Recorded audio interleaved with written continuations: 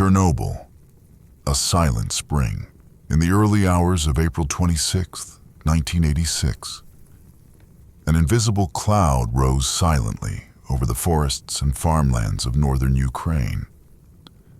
At 1:23 a.m. local time, reactor number 4 of the Chernobyl nuclear power plant exploded. The blast released a radioactive cloud that would drift across Europe and beyond, turning a routine safety test into the worst nuclear disaster in human history. Chernobyl wasn't supposed to be dangerous. Built in the late 1970s, the plant was located near the small town of Pripyat, a thriving Soviet model city founded in 1970 to house plant workers and their families. Home to nearly 50,000 residents, Pripyat had modern amenities, schools, cinemas, shops, and even an amusement park. Life, for many, was ordinary and stable until it wasn't. The chain of events that led to the explosion began with a safety test. Engineers wanted to determine whether Reactor 4 could be cooled during a power outage using residual energy from the turbine. To simulate a blackout, they planned to lower the reactor's power output. But the process was delayed for several hours, leading to a dangerously unstable state. When the test was finally initiated, a series of design flaws in the RBMK reactor and critical operator errors triggered an uncontrollable power surge. Seconds later, 2 explosions ripped through the reactor. The core was exposed, and chunks of radioactive graphite were thrown into the air. A column of fire and radioactive debris soared into the night sky. Yet, for hours, the extent of the disaster was denied or misunderstood. Plant workers, firefighters, and emergency crews responded to the explosion without protective gear, unaware they were stepping into one of the most radioactive places on Earth. They fought the fire with water hoses and bravery. Many would be dead within weeks from acute radiation syndrome. Radiation levels at the site were so high that Geiger counters pegged out, maxing beyond their scales. Some firefighters described a strange metallic taste in their mouths. Others saw the air shimmer, unaware they were looking at ionizing radiation.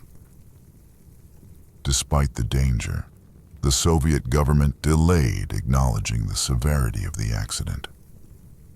Pripyat was not evacuated until nearly 36 hours after the explosion.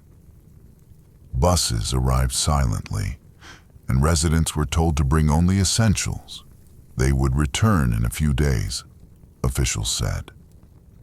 They never did. The city remains abandoned to this day. It wasn't until Swedish scientists detected elevated radiation levels and traced them back to the USSR that the Soviet Union was forced to admit a nuclear accident had occurred.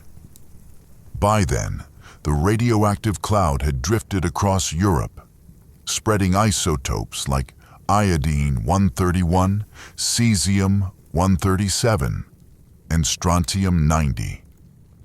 In the weeks that followed, the Soviet military and thousands of civilians, later known as liquidators, were sent in to contain the disaster. Helicopters dropped sand, boron, and lead onto the burning reactor. Miners dug a tunnel beneath the core to install a cooling system. Estimates suggest that over 600,000 people were involved in the cleanup. Many received high doses of radiation. The full toll is still debated.